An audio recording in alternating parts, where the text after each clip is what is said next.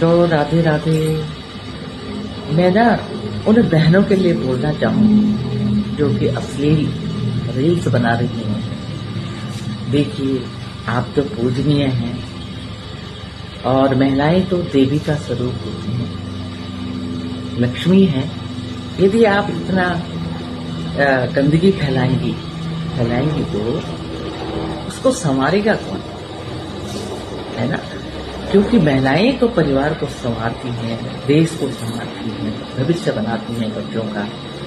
आप दूसरे के बच्चों का भविष्य खराब करती हैं, क्योंकि जो आपके रील्स देखते हैं ना, उन बच्चों का भविष्य गर्त में चला जाता। वो नासमझ होते हैं, उन्हें इसका जो फल है उसका पता ही नहीं होता है, परिणाम का पता नहीं होता है। दोस्तों, ऐसा ना करें, मेरी आपसे रिक्वेस्ट है।